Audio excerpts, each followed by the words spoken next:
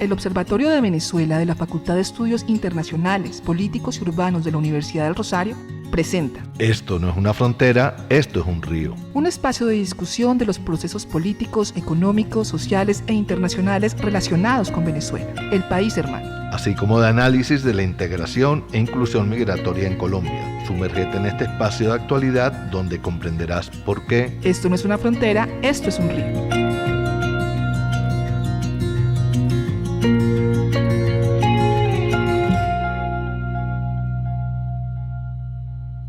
Les damos la bienvenida a Esto no es una frontera, esto es un río, programa del Observatorio de Venezuela de la Facultad de Estudios Internacionales, Políticos y Urbanos de la Universidad del Rosario.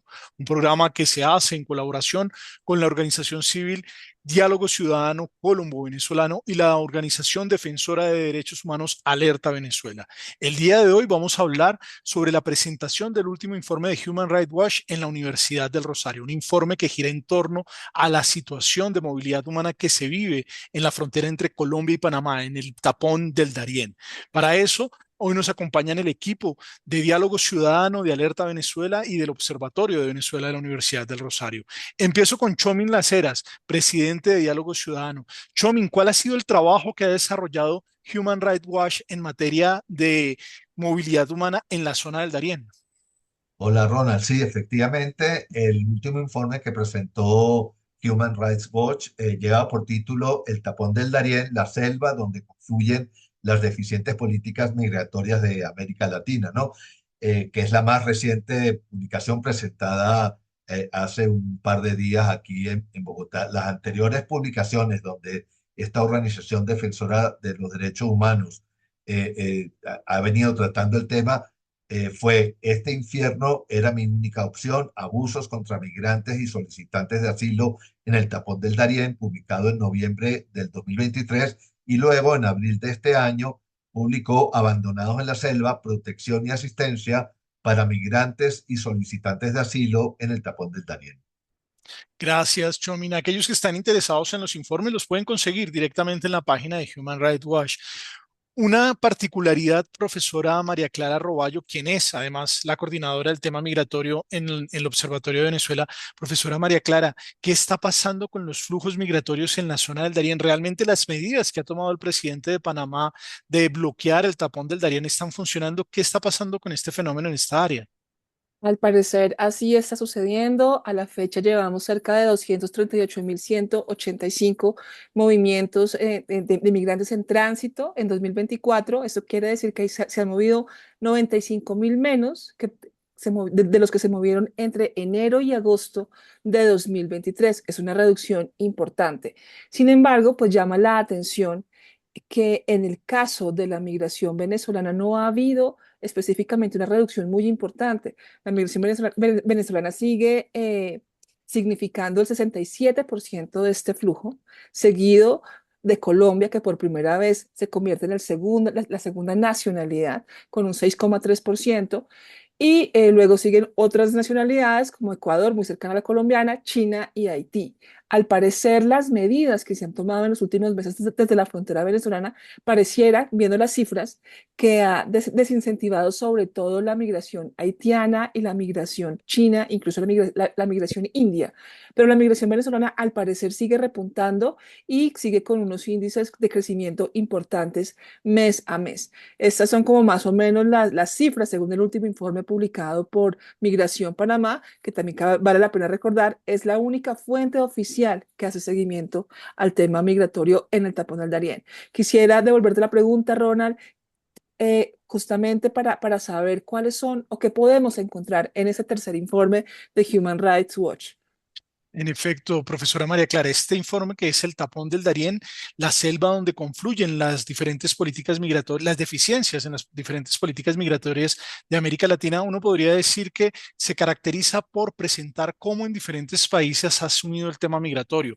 Brasil, Chile, Colombia, Ecuador, Haití, Panamá, Perú, Venezuela, se presentan cada uno de los casos frente a las medidas que han tomado los estados en materia migratoria y particularmente cada uno de los países termina con un relato sobre cómo lo viven los seres humanos, porque no podemos olvidar que este tema de derechos humanos no es solamente sobre cifras, sino sobre casos individuales, sobre personas, seres humanos que han sufrido el proceso de no poderse integrar a países que los habían acogido inicialmente y que han tomado la decisión de migrar por el tapón del Darién en dirección a los Estados Unidos. Al final, Human Rights Watch hace tres recomendaciones que son importantes y que vale la pena resaltar. Primero, habla sobre la necesidad de crear un régimen de protección temporal en toda la región, un régimen que no solamente como el que hicimos en Colombia a partir del Estatuto Temporal de Protección para migrantes venezolanos para la nacionalidad venezolana, sino para otras nacionalidades que en este momento también hacen parte de este flujo, que incluso pues la colombiana es la segunda nacionalidad que está saliendo por el tapón del Darién. La siguiente recomendación que hace Human Rights Watch es que los gobiernos deberían dejar de lado estas medidas de aumentar los criterios para pedir documentación, poner visas onerosas, exigir pasaportes en unas características para una población que se encuentra en condición de vulnerabilidad se hace bastante complejo. Hay que tener unas medidas más flexibles y que se centren más que en temas de securitización y de control migratorio, medidas que busquen y faciliten la movilidad de los flujos humanos de forma segura.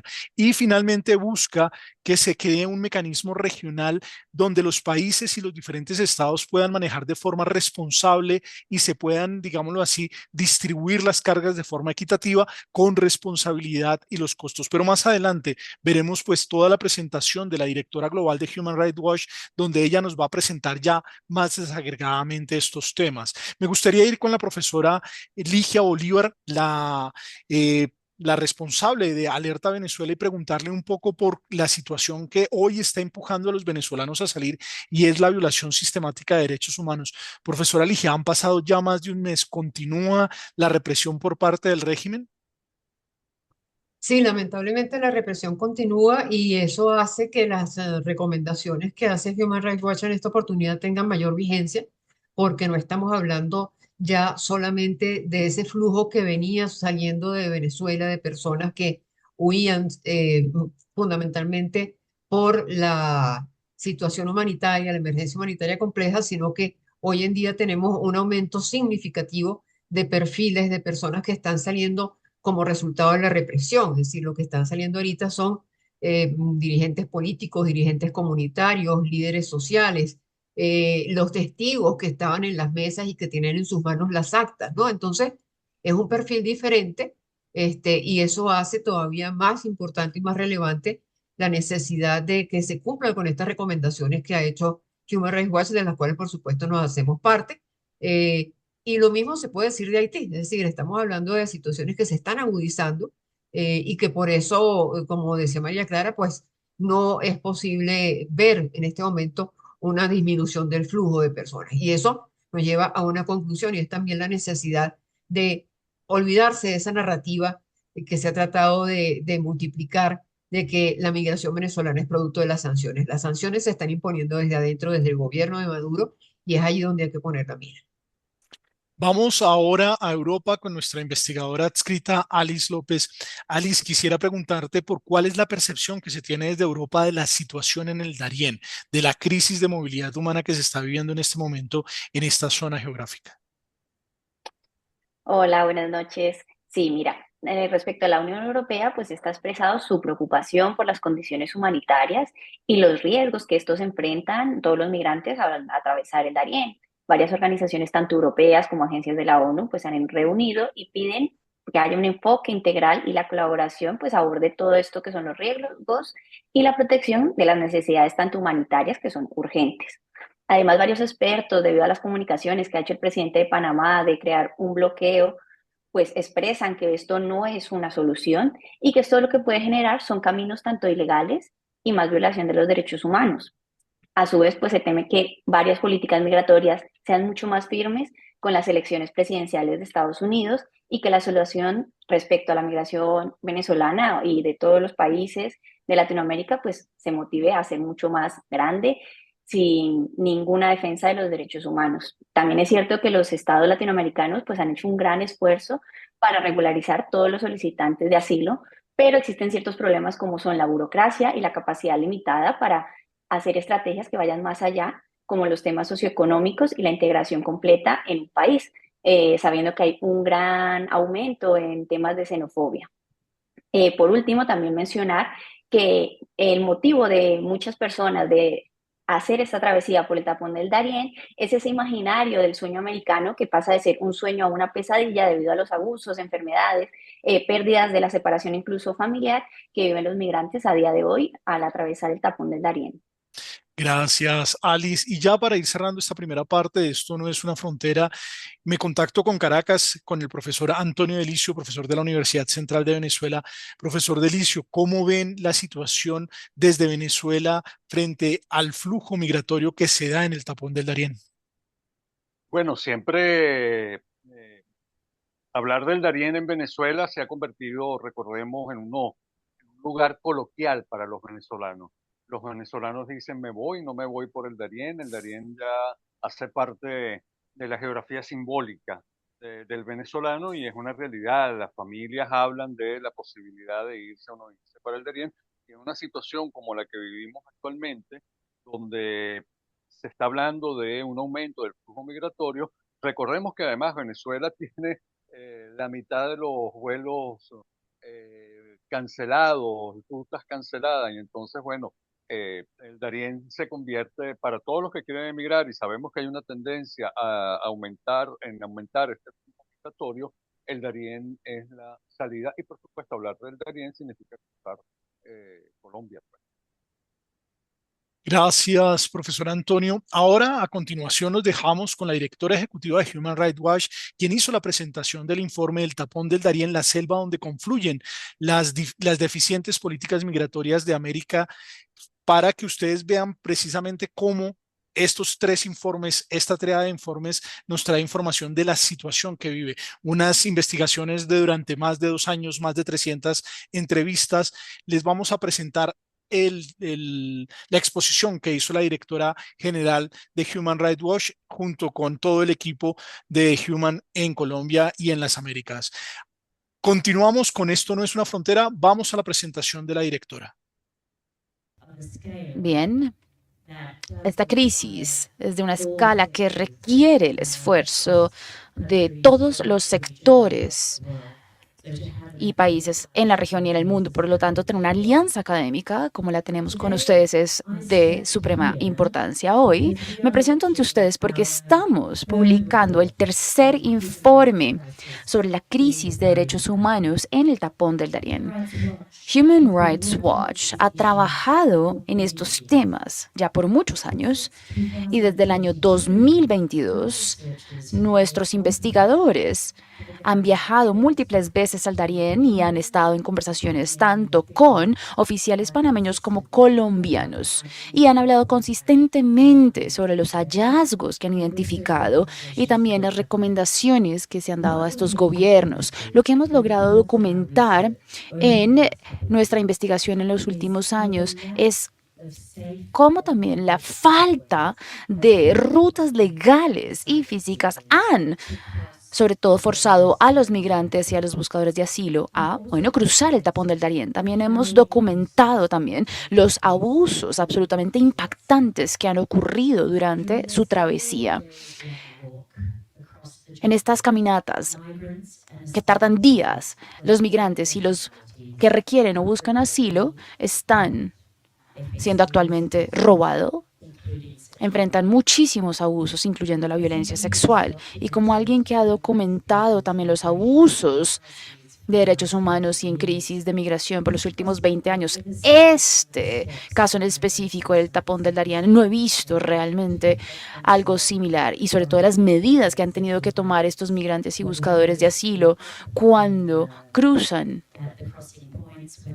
sobre todo en puntos de cruce en donde los migrantes, sobre todo hemos escuchado historias de mujeres y niñas, sobre todo teniendo que encargarse anticonceptivos de manera absolutamente de urgencia, porque los riesgos a ser abusadas sexualmente son muy altas. Normalmente estos flagelos ocurren en el lado fronterizo del país de Panamá. Y Han habido reportes de 1.500 personas que han sufrido de violencia sexual desde abril de 2021 y marzo del 2024. Esta es una cifra absolutamente alarmante si la relacionamos a cualquier otra crisis que hemos documentado como Human Rights Watch en términos de abusos de los derechos humanos.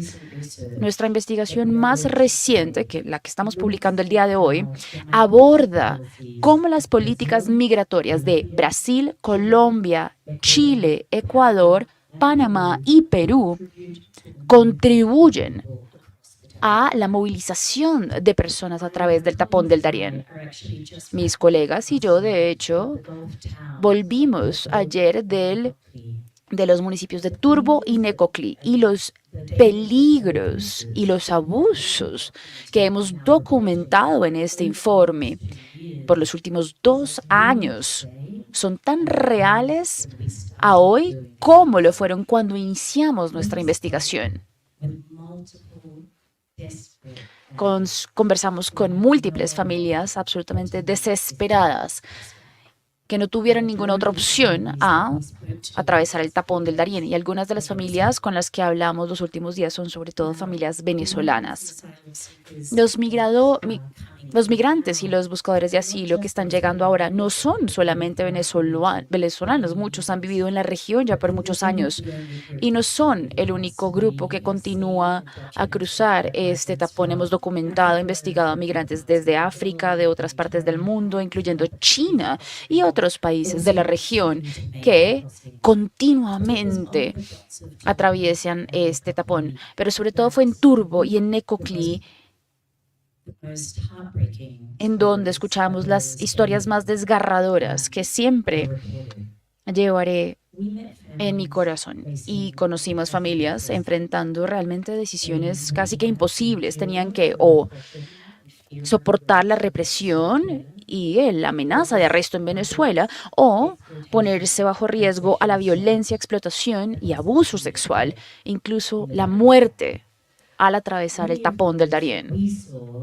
Muchos de los que conocimos y vimos que abordaban estas embarcaciones eran familias con niños, bebés, adolescentes.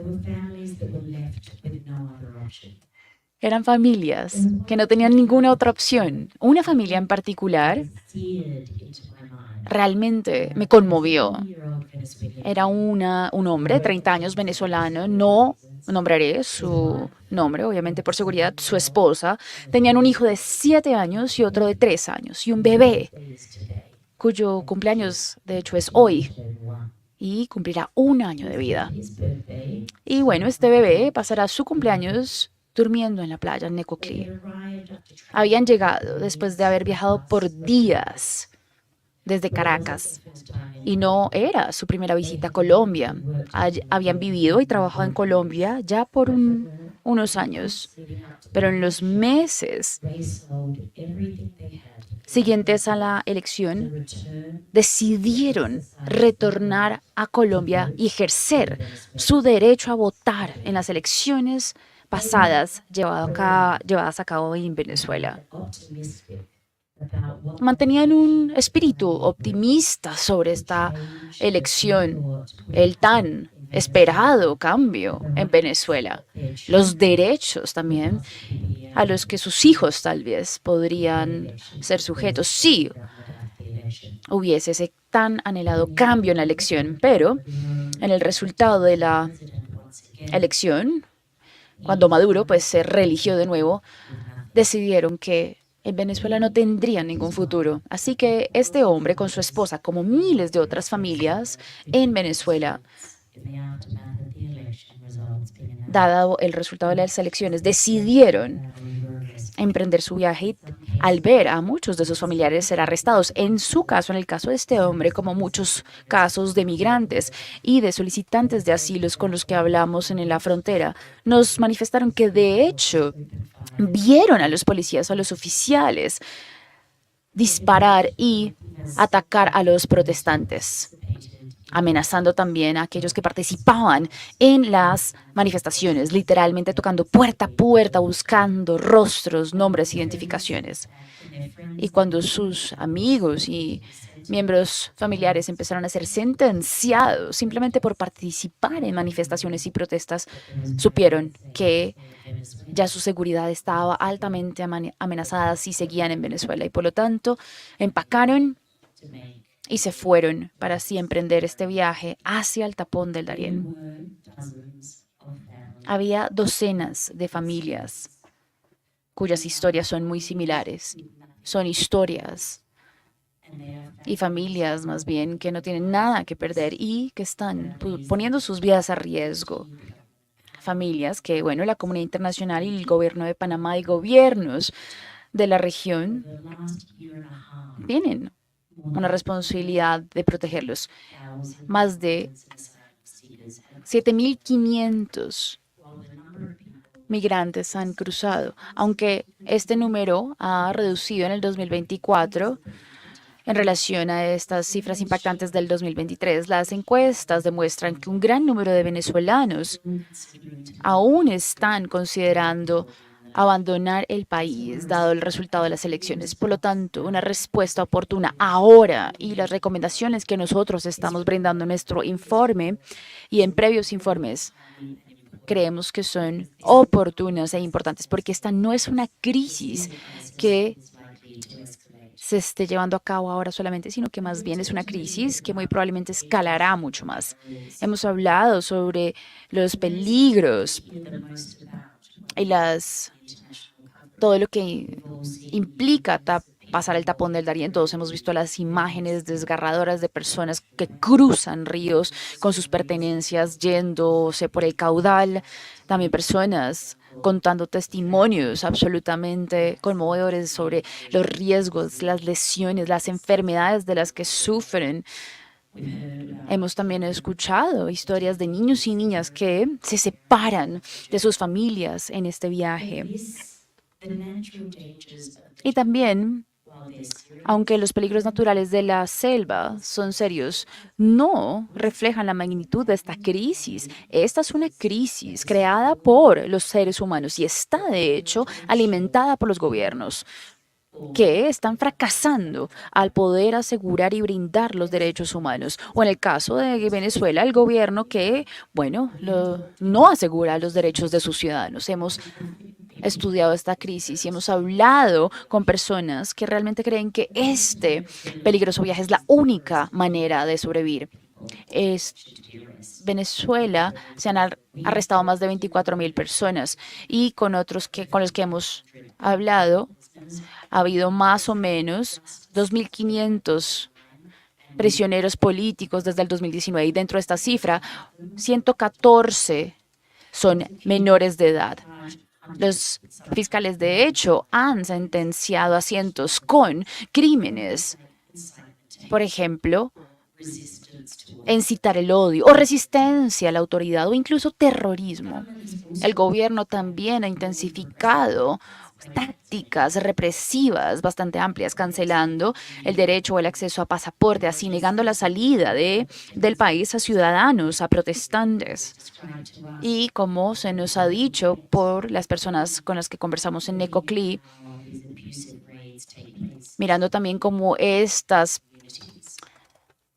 represiones, estas acciones, estos allanamientos represivos ocurren a manifestantes. Ahora, la comunidad internacional tiene también una responsabilidad de hacer rendir cuentas a un gobierno como Venezuela, ya que esto ha empoderado y ha habilitado el gobierno de Maduro a continuar su represión sistemática en Venezuela, pero en países también como Haití, un estado fracasado, si se quiere, que también está impulsando y alimentando este movimiento. En primer semestre del 2024 vimos oficiales secuestrando y matando a más de 900 ciudadanos y consistentemente estas personas están viviendo en ciudades como Puerto Príncipe,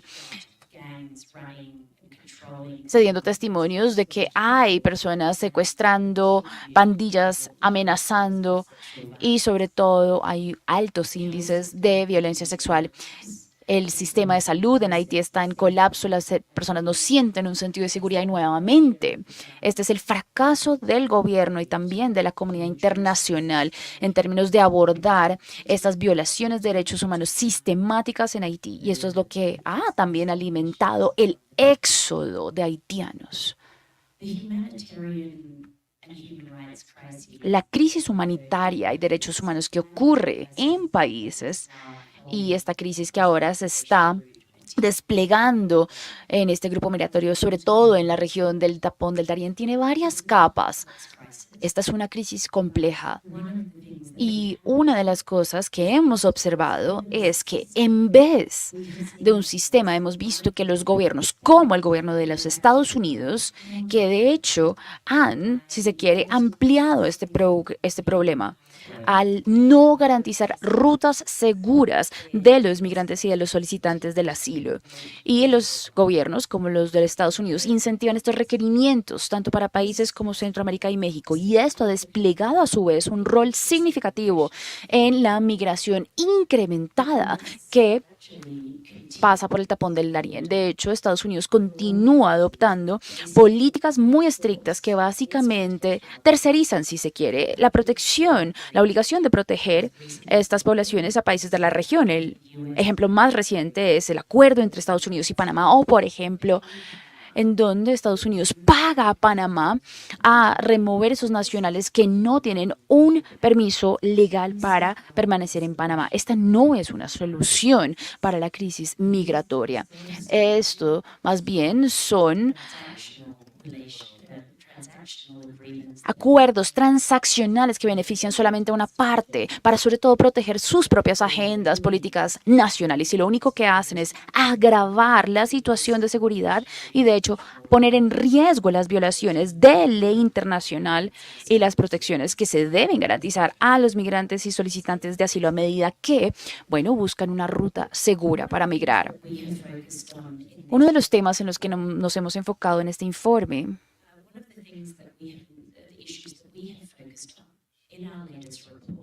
en este último informe es,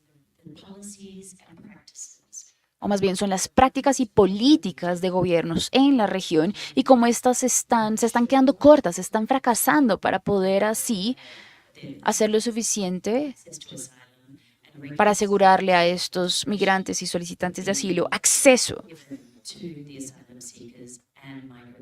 y sobre todo llegar a un estado regularizado o legal. Hemos documentado que algunos gobiernos latinoamericanos han hecho inmensos esfuerzos y ha habido esfuerzos para regularizar a los migrantes y a los solicitantes de asilo, pero muchas veces se quedan cortos debido a tiempos realmente restrictivos, como también demoras administrativas. Los sistemas de solicitantes de asilo también tienen una capacidad muy limitada y esto resulta entonces en demoras muy significativas, como también en una aplicación consistente de la Declaración de Cartagena que debe garantizar una protección amplia y abarcante para los refugiados. Y de hecho, muchos países han adoptado esta legislación internacional y tienen entonces una obligación de implementarla. Hemos documentado también que ha habido ciertas iniciativas para mejorar la integración de los migrantes, pero la ausencia y las estrategias socioeconómicas claramente ausentes han entonces dificultado que estos individuos puedan tener acceso a salud, educación y programas sociales, como también vivienda. Y sabemos que como migrantes son muy vulnerables, ya que viven en países en donde hay una discriminación incrementada, como también xenofobia. Y hemos documentado esto también en la región y hemos empezado a ver un incremento en fenómenos como la xenofobia y una retórica de odio hacia los migrantes y solicitantes de asilo. Fue muy evidente, sobre todo en Ecuador y Perú, en relación a las mujeres venezolanas, sobre todo en una violencia basada en género, violencia sexual, abuso, que se ramifica también de la discriminación y la xenofobia. Otros fenómenos que hemos visto emerger debido a la falta de acceso e integración a las sociedades y a la falta de un ingreso estable y acceso a la salud y a la educación, es que estos pueden ser, si se quiere, impulsores a otras violaciones de derechos humanos. Por ejemplo, hay varios migrantes con los que hablamos cuando estuvimos en los puntos de entradas del Darién y nos contaban que sin alimento y sin tener la capacidad tampoco de trabajar en los países en donde permanecieron antes de llegar al Darién, pues esto significó que fueron, bueno, obligados a que sus hijos no fueran a la escuela porque no podían poder pagar por el uniforme o por alimentos básicos. Nuestra investigación también ha identificado, bueno, no solamente las dificultades y los desafíos que han ocurrido a través de la región, sino también buenas prácticas que nosotros consideramos podrían escalarse en la región y de las cuales se pueden aprender valiosas lecciones. Una de ellas, de hecho, se encuentra acá en Colombia. El estatus de protección temporal de 10 años ha beneficiado a 2 millones de venezolanos y también a otros migrantes de otros nacionales que han entrado ilegalmente desde el año 2021 o legalmente después de mayo del 2023. Y bueno, no tiene ningún interés, digamos, de regularizar su estado, ya que las visas son no solamente demoradas, sino muy costosas. Otra hallazgo o identificación es, por ejemplo, las visas temporales de haitianos. Así que del 2012 al 2017 esta fue una práctica que sobre todo aseguró las visas a los haitianos debido pues a el estado fracasado de Haití. Y Brasil también ha asumido un paso muy importante que puede replicarse en esta región. Y esta es el reconocimiento prima facie de los venezolanos como refugiados, dados, bueno, los bien documentados abusos por varias organizaciones como por ejemplo la ONU, los medios y Human Rights Watch. Bien, creo que otros pasos prácticos que se pueden también replicar se refieren también al programa de nacionalización del 2018, que era voluntario, que se llamaba Operación Bienvenidos en Brasil y benefició a más de 134.000 personas desde mayo del 2024, porque fue la capacidad de poder brindarles empleos, vivienda, educación, y estas de hecho fueron factores claves también de incrementar la inclusión económica de los venezolanos en Brasil.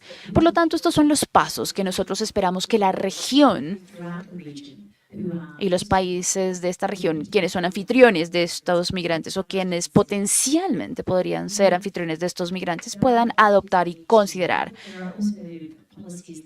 Y por supuesto, hay políticas que consideramos que se deben eliminar inmediatamente. La primera, pues la que ya mencioné, del acuerdo de Panamá y Estados Unidos. Uno de los peligros de que los Estados Unidos pague a Panamá para esencialmente retornar a potenciales migrantes y solicitantes de asilo de diferentes nacionalidades es que podría violar la obligación legal de Panamá de respetar el principio de no refoulement, que básicamente es violar el derecho de un solicitante del asilo de poder retornar sin tener ningún daño físico. Esto es un patrón, si se quiere, y es un patrón mucho más general de Estados Unidos, cuyo comportamiento es tercerizar esas responsabilidades a otros países que tienen menor capacidad de poder brindar estos, o asegurar más bien estos derechos. México, por ejemplo, es un caso ejemplar en donde vemos que Estados Unidos ha desplegado este tipo de comportamiento con México, pero también documentos en donde, por ejemplo, el sistema de búsqueda o solicitud de asilo en Panamá también tiene recursos muy limitados para poder atender el número de casos que recibe. Así que, ¿qué debe ocurrir a medida que avanzamos? Pareciera entonces ser una crisis absolutamente abrumadora, pero no es una crisis que no tenga solución. Está la posibilidad ahora de poder aprovechar estas conversaciones, sobre todo en el aniversario número 23 de la Declaración de Cartagena. y así responder a los desafíos migratorios de la región. Esto debería incluir a su vez implementar un régimen temporal de permanencia a nivel regional que pueda beneficiar no solamente a los venezolanos, sino a los haitianos, en donde tienen un estatus temporal y con términos mucho más flexibles en términos de vigencia. Ahora, esto no puede que no clasifique bajo el estatus de refugiados, pero sí pueden acceder a un permiso temporal. También sentimos que en este capítulo los países en la región deben trabajar de manera conjunta para crear un mecanismo regional y determinar cuáles son los estados responsables de atender estas solicitudes de asilo y de migrantes para poder responder de manera oportuna, también teniendo en cuenta, por ejemplo, contextos más individuales como, por ejemplo, características de la familia, los lazos familiares, como también ciertas preferencias de los aplicantes. Esto debería tener en cuenta medidas que sobre todo superan las barreras, o más bien influyen a que los solicitantes y los migrantes huyan de sus países. Esto obviamente tiene que ver con acceso a derechos básicos como vivienda, educación y salud. Y que estas aplicaciones se revisen en un tiempo considerablemente rápido. Y estas responsabilidades se deben desplegar de manera equitativa para que cada país en la región pueda asumir responsabilidades. Creo que en Colombia hay pasos importantes que el gobierno colombiano podría asumir. Y estas recomendaciones, de hecho, están basadas con nuestra investigación y continúan a ser evidentes incluso el día de ayer cuando estuvimos en Necoclí y Turbo. Uno de los desafíos que evidenciamos cuando hablamos con oficiales, funcionarios públicos de la región y de los municipios, es que había un sentido de no entender realmente quién es responsable de poder encontrar estas soluciones y sobre todo brindar servicios a los solicitantes de asilo y migrantes en estos municipios. Así que una de las soluciones que Human Rights Watch propone es que el gobierno de Colombia señale, o más bien asigne a un asesor, a un funcionario público que sea encargado de coordinar estos servicios en el Tapón del Darién. Esto incluiría, por ejemplo, cooperación con agencias humanitarias, con también el gobierno panameño a nivel federal, como también a nivel local y regional.